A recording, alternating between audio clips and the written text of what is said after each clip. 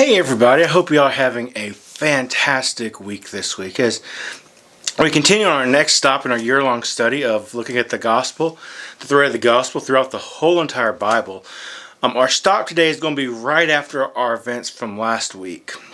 Last week we saw the plagues, and then we saw that Pharaoh was going to allow the nation of Israel to leave Egypt and go to worship God, to go to Mount Sinai to worship God there.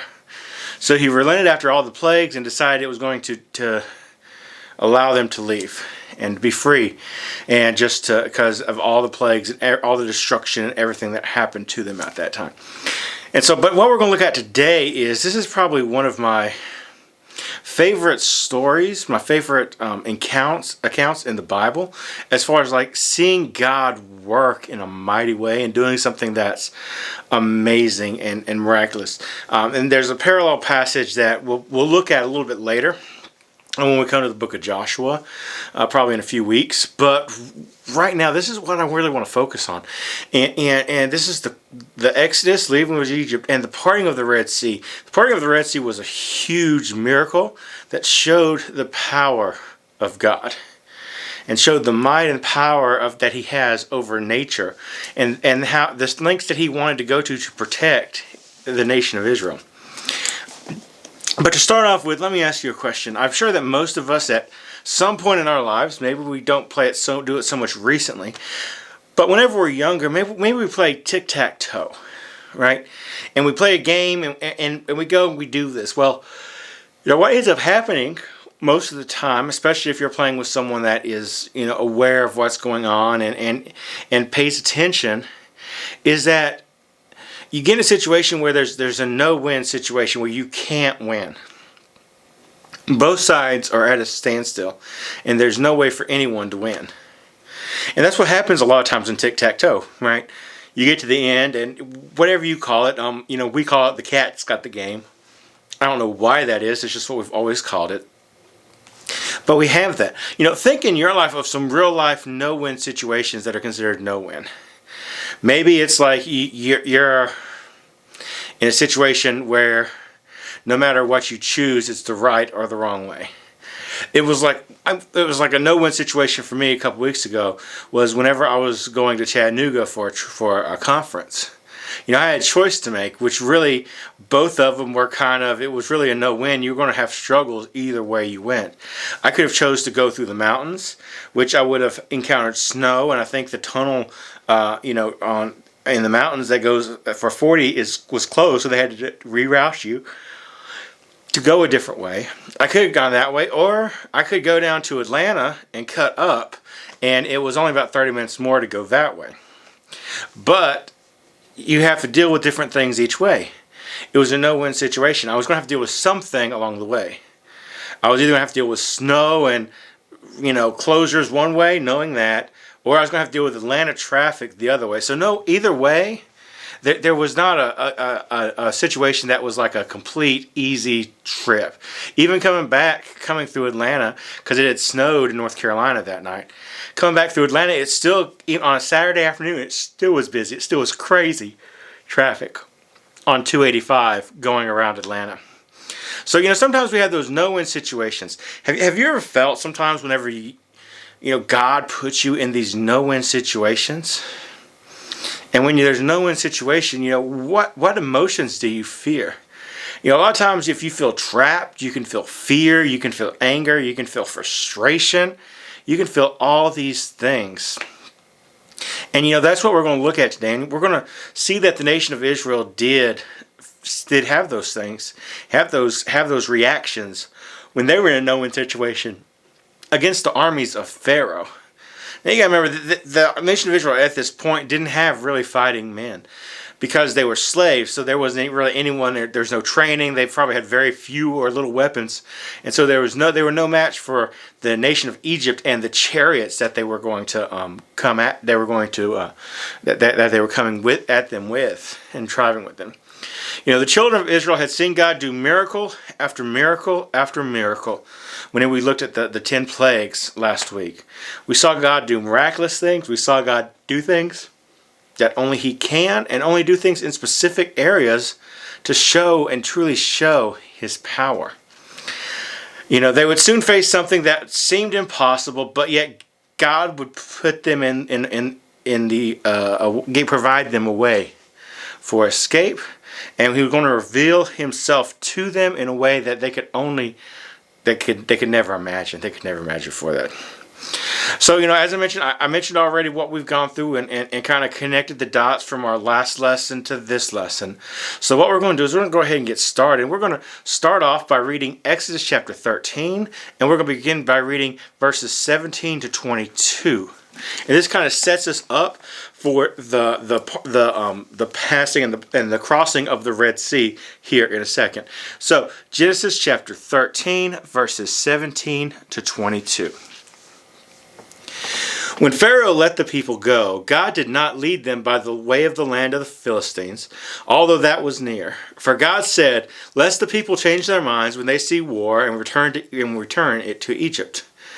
But God led the people around by the way of the wilderness towards the Red Sea, and the people of Israel went up out of the land of Egypt equipped for battle. Moses took the bones of Joseph with him, for Joseph had made the sons of Israel solemnly swear, saying, "God will surely visit you, and you shall carry up my bones with you from here."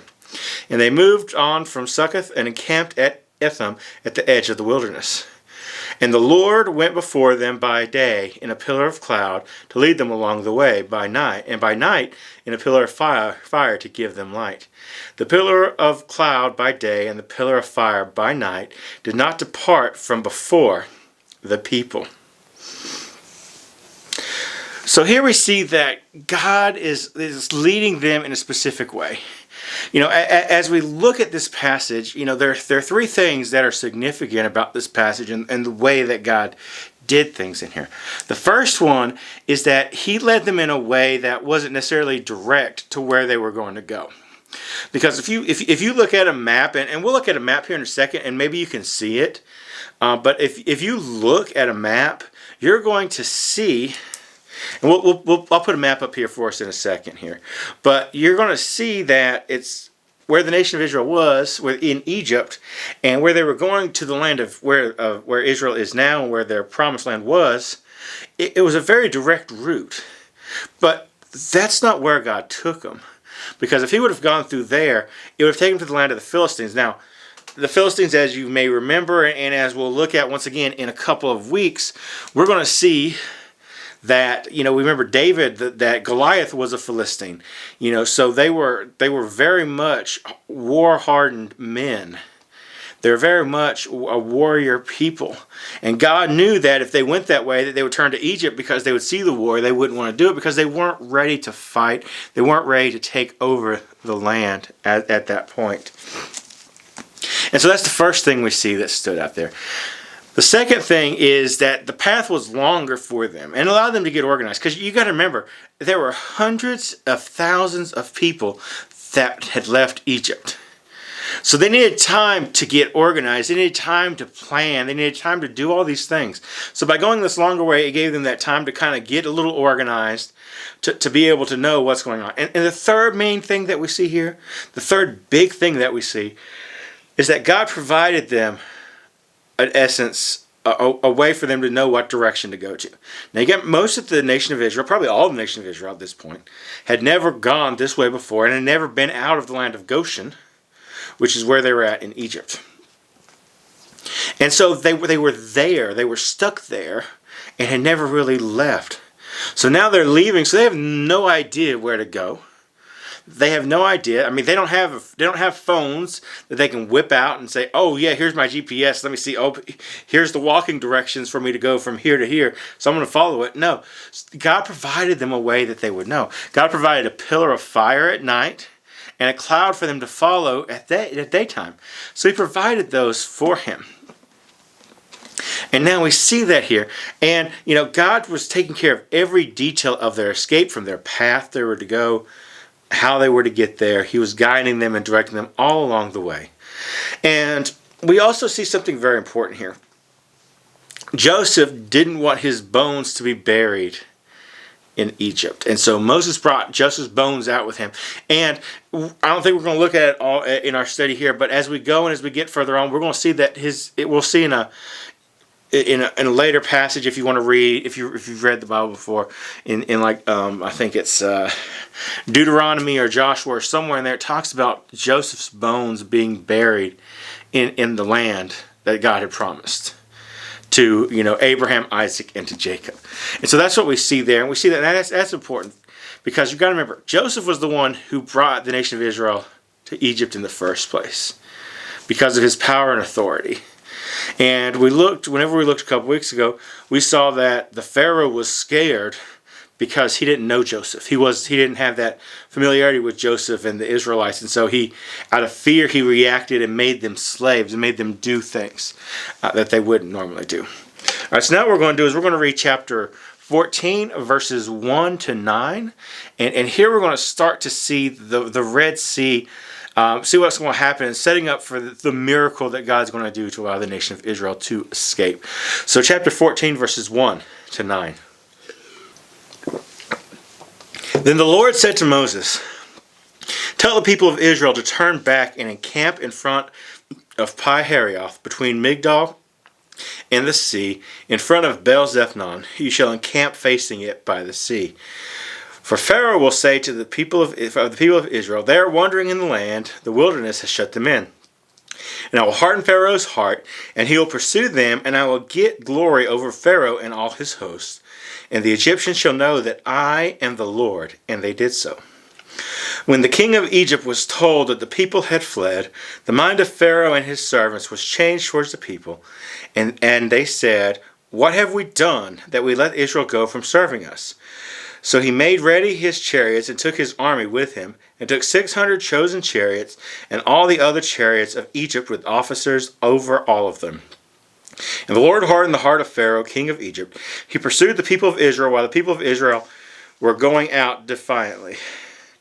The Egyptians pursued them, all Pharaoh's horses and chariots and horsemen and his army, and overtook them and encamped them by the sea at Pi-Hahiroth in front of Baal-zephon. So what we see here is we see a lot of going on. Now we kind of see, and if you look, there's going to be a map that's going to be on the screen while I'm talking here. And so what we're going to see is we see that God put them in a situation. God put them in a place, brought them to a place where they were. And I want you to look at this and just think, if you just think strategically, what's going on there? Where is their way out? And as you look at this map, and there's several different people that have kind of thought about and think they know where the parting of the Red Sea was and the crossing of the Red Sea was, but we don't know exactly, because a lot of these places, they're not. Of course, they didn't really have maps at that point that were very accurate at times, but this is a place where they've actually gone and they've done archaeology digs, and this is me kind of nerding out a little bit, but they've sent cameras down, they've done underwater expeditions, and they found human bones, they found horses' bones, they found chariots in the middle of this pool, and so this is where we kind of in the middle of this crossing right here, and so this is where a lot of scholars believe that the actual Red Sea crossing was. So we see here that in this place, and if you look at where this is at, and you look at the Gulf where the Red Sea, it looks like they crossed that was, there's no way out. They pretty much brought them to a place where if they were camping there was no way for them to go. They couldn't go north, south, or east, or west. They could only go, the only way they could go was towards the water. And there was nothing for them. They were trapped. There was nothing they could do, and nothing that would stop the chariots of the nation of Israel from coming and wiping out the people of Israel and taking them, those that survived, back into slavery. And so we see that. God allows us sometimes to find ourselves in situations in our lives where only He can intervene. Whether that's an illness, or whether that's something else in our life, a trial that we're going through, some suffering we're going through, some pain, some heartache, that we get to the point sometimes where we get in these situations and we reach out to God. And that's the only way that we can survive. That's the only way we can get through, is to reach out to God as the only possible outcome for us. And unfortunately, that happens way too much in our lives. A lot of times we go through situations and we don't pray to God first, right? That really, as Christians, that should be our first response. That should be the first thing that we do. But unfortunately, many times, that's not what we do. That's not what I do all the time, and I'll admit that to y'all. The first thing I do sometimes is try to do things in my own power. I try to find things and do things myself and don't wait for God or don't pray to God first. But yet, it's important for us to pray to God as the first thing, because a lot of times He can deliver us from things that there's no way out for us and from our troubling predicaments. So now what we're going to do is we're going to read verses 10 to 18 of chapter 14. When Pharaoh drew near, the people of Israel lifted up their eyes, and behold, the Egyptians were marching after them, and they feared greatly. And the people of Israel cried out to the Lord. They said to Moses, "It is because there are no graves in Egypt that you have taken us away to die in the wilderness?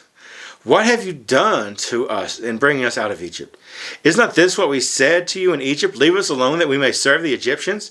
For it would have been better for us to serve the Egyptians than to die in the wilderness." And Moses said to the people, "Fear not, stand firm, and see the salvation of the Lord, which He will work for you today. For the Egyptians whom you see, you shall never see again. The Lord will fight for you, and you only have to be silent." The Lord said to Moses, "Why do you cry to me? Tell the people of Israel to go forward. Lift up your staff and stretch out your hand over the sea and divide it, that the people of Israel may go through the sea on dry ground. And I will harden the hearts of the Egyptians so that they shall go in after them. And I will get glory over Pharaoh and all his host, his chariots and his horsemen. And the Egyptians shall know that I am the Lord, when I have gotten glory over Pharaoh, his chariots, and his horsemen." Here, we see that the people of Israel are reacting in a way that it's very natural for us as humans to react. So think about how just to sum up the way they reacted. They were panicked. They didn't see a way out. They weren't trusting in God. They didn't see a way out. So they were like, "Oh man, there's no way out. We're scared. We don't know what to do." They were crying out to God. They were doubting Moses. They were like, "You know what? It would have been better for us to die in Egypt, to serve the Egyptians, to still be Egypt's slaves for Pharaoh, and to be out here and die in the wilderness." And they were doubting God's power. And Moses comes in and he urges the people and tells people what's going to happen. And telling people that God will rescue them. And you know what he said? He said, all you got to do is be silent. He's pretty much said, be quiet. Don't say anything else. Let me show you what God is going to do.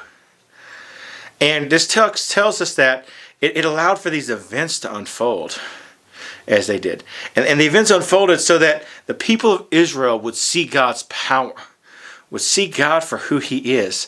And that was its twofold purpose. One, to let the nation of Israel, the Hebrews, know that God was in control, that God had power over the natural universe, which they should have already seen because of all the plagues.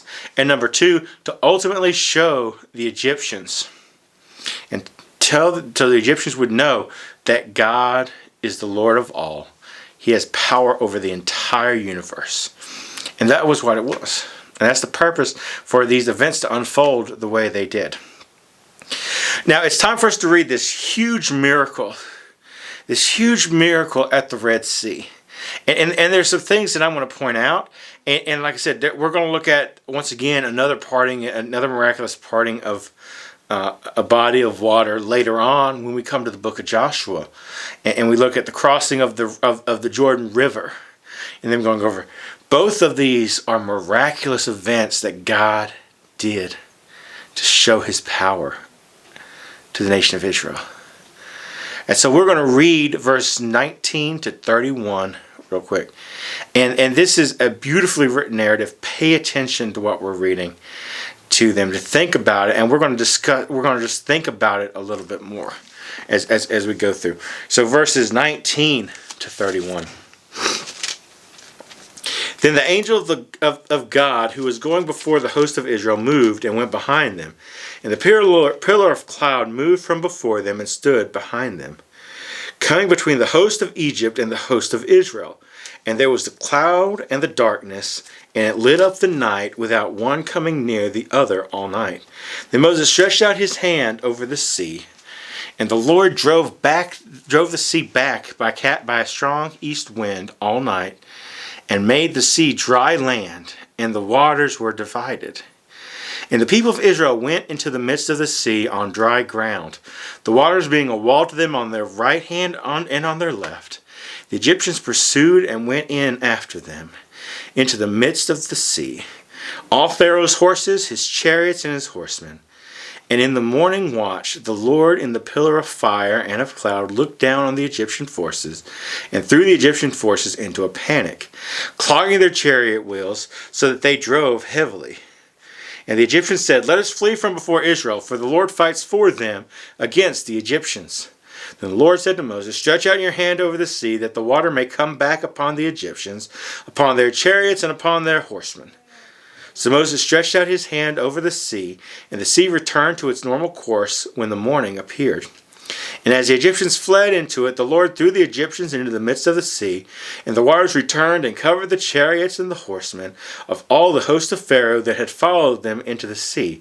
Not one of them remained. But the people of Israel walked on dry ground through the sea, and the waters being a wall to them on their right hand and on their left. Thus the Lord saved Israel that day from the hand of the Egyptians, and Israel saw the Egyptians dead on the seashore. Israel saw the great power that the Lord used against the Egyptians. So the people feared the Lord, and they believed in the Lord and in his servant Moses. And this is one of my favorite, I think I mentioned this is one of my favorite accounts in the Bible. It's one of my favorite narratives in the Bible, because it just shows the mighty power of God. It shows the mighty power of God. You know, there are many, I probably have 5 or 6 favorite passages, and this is one of them, because it just shows how awesome and powerful God is. God saved his people by a miraculous parting of the Red Sea. Just picture being there. Picture being one of the people in the nation of Israel, being there, and you're walking through. You're walking through. You walk through, and you probably can see fish and other animals, other sea animals, in the water. It's like, I don't know if you've ever gone to an aquarium where you've kind of seen that and had one of those things where you kind of walk through where it's like you're a part of it. This past summer, back in the summer of 2021, in July, my family and I, we went down to the Atlanta Aquarium. The aquarium down there in Atlanta, Georgia Aquarium in Atlanta. And they have one of those walk-through things, and you could see whale sharks, which are these huge, I think they're not technically sharks, they're fish, whatever it is. But they're huge. And here they are, you're going through this underwater tunnel thing, and they're coming over you. And you look to the right and you see fish, you look to the left and you see fish. You know, just imagine that. But just like even more miraculous. Because I don't know, if you ever go to the beach, or you go to like a river where the water was up for a while and it comes back down, you know, what kind of happens? Is the ground dry? No. It's wet, it's muddy. But that's not what happened here. We saw that God not only parted the sea, he dried the sea floor, so that they could walk over on dry ground just as if they were on the land. Once again, another miracle that God did. The Israelites, they were in this hopeless no-win situation. They were panicked. They were looking for answers. And God provided a way for them. God provided the answers they needed. They just had to trust in him that he was going to get them out of this no-win situation. You know, the thing is, hopeless and no-win situations are not in God's vocabulary. God can make the impossible possible. There are many things that he does, even today, that are impossible in our eyes, but God does them. Sometimes we just have to trust in him in those situations. We see that they walked over on dry land, but then we read an interesting story.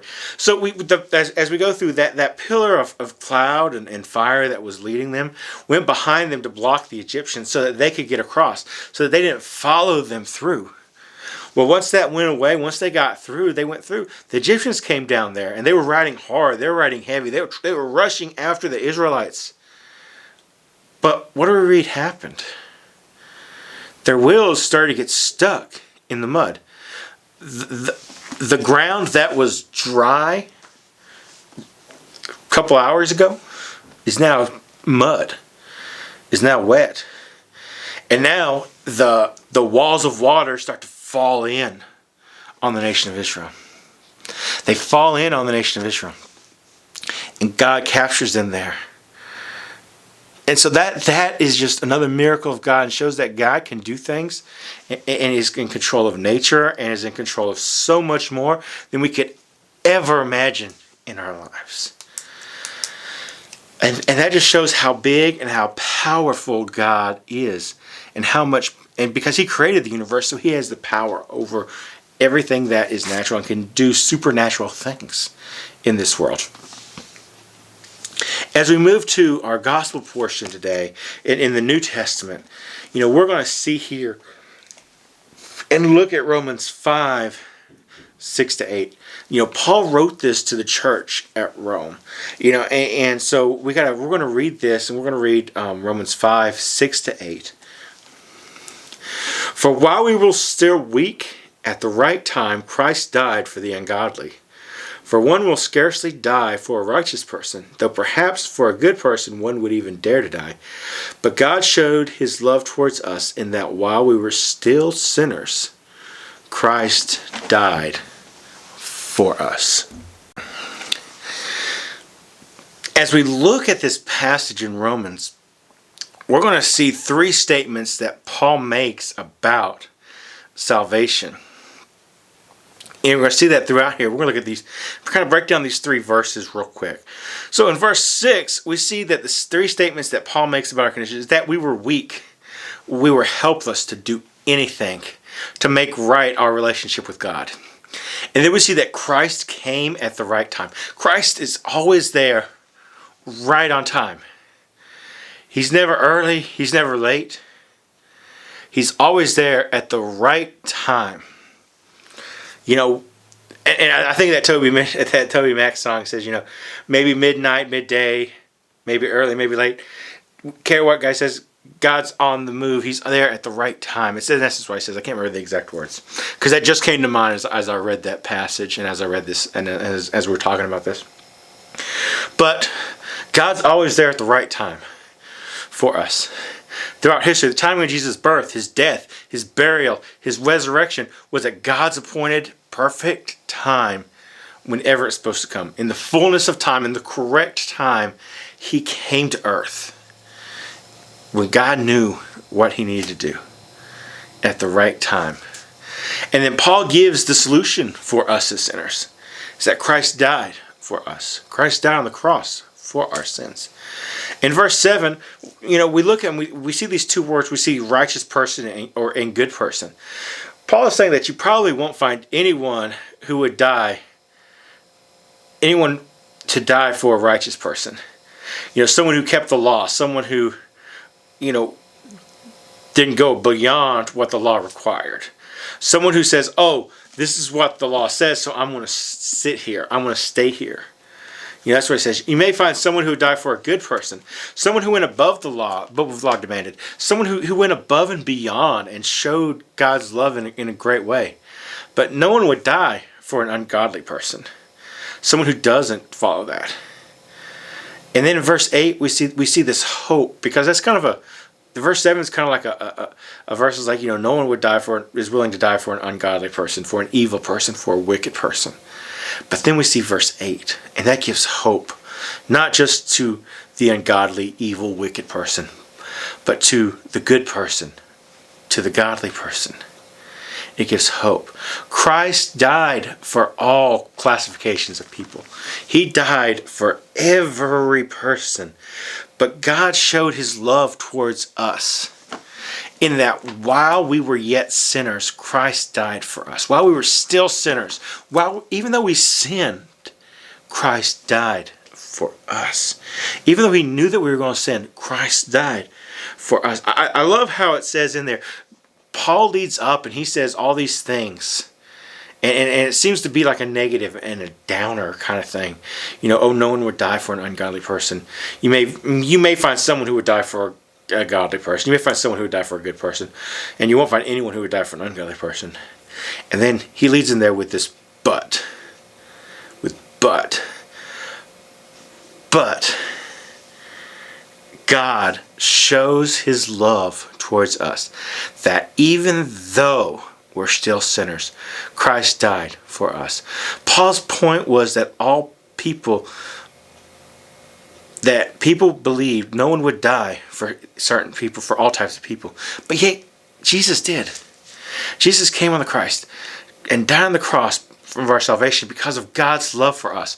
God was willing to sacrifice for all people, sacrifice his son on the cross for all people, no matter what you've done, no matter what. You think about the worst sin in your mind that you may come up with.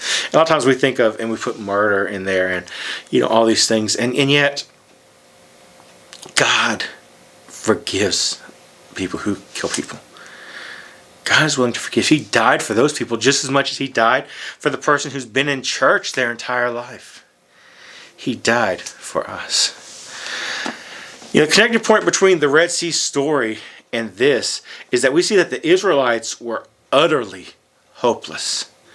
They were utterly hopeless. They had no hope. Just like we were when we were dead, as another passage says, when we were dead in our trespasses and sin. When we were weak, we couldn't help ourselves. God helped us. Just like the Israelites were weak, they were hopeless. They had no hope. They couldn't help themselves. So there's that parallel there in that. This passage of the book pretty much says the same thing. He explains that people are utterly hopeless to save themselves. The Israelites were hopeless to save themselves. There was no escape. There was no escape north. There was no escape south. There was no escape west. There was nowhere for them to go. And east was water. They didn't have boats because they had been there to set up boats, to set up docks, to set up a marina, much less set up boats for hundreds of thousands of people. That was out of the realm of possibility there for them. The good news is that God created this path to save people. Just like he had a path created. He created a path through the water to save the nation of Israel. He had a path created to save us from spiritual destruction by sending his son to die on the cross. And that is the New Testament picture of salvation. And once again, God's timing is always perfect. He parted the Red Sea at the right time to show his mighty power to both Israel and to Egypt. And he saved his people at the right time by coming and dying on the cross to save us from our sins. Paul says that God's timing in sending his son to earth was perfect. Jesus' death and resurrection once saved God's people once again. This time from the oppressive enemy of Satan. And let's see how we can apply and learn this in our lives today. In our lesson we see this, and we saw God's mighty power on display. We saw God's mighty power on display. The Hebrew people were very unlovable at different times in the Old Testament, and we'll look and we'll see that as we go through that. They were in a constant cycle of worshiping God. Then they'd sin, they'd fall into sin, they'd stop worshiping God. God would punish them. God would send someone to redeem them, send a message to them. They would repent, they would get back and worship God. And there's this cycle that we see throughout the entire Old Testament. And but yet he died for them, and they, even though they would never love him, some people would never love him in return. Think of some of the most unlovable people in the world. Think of terrorists, murderers, cheaters, abusive people, liars, thieves. That list is pretty unlovable people. And maybe you can think of some unlovable people that at school. You don't need to say the people or, whatever. Maybe you think of like other people. You want to come up with this list of groups that are hard to hate. Maybe it's the football team. and you're on the band, and you know they are cocky and arrogant and you know all this stuff, even though they may not be very good, and they don't treat you right, you know, or the cheerleaders don't treat certain girls right. All those things are kind of stereotypes that we've seen all through for a while. Doesn't make them right, but that's what we see. And there's different groups that are always unlovable at times, you know. And if you can think of some people who aren't bad people but just difficult to love, maybe they just irk you the wrong way. Maybe you know they're not that bad. Think about these people. How much could these people, any of these groups of people that we just mentioned, benefit from being shown God's love? You know, think of some ways that you could show God's love to these unlovable students this next week. You know, think about some steps that you can take to show God's love. I want you to be as realistic as possible. And then think about ways that you can show love to people that may be unlovable in your school. They may be unlovable because maybe they're mean, or they may just be unlovable because of the way they are, you know. So just think of those people, but yet go out and try to find ways that you can go out and show God's love to them this week. So thank you so much for watching our video this week. If you have any questions, let me know. My email is down in the description down below. Thank you all so much for watching, and I hope that you have a fantastic week.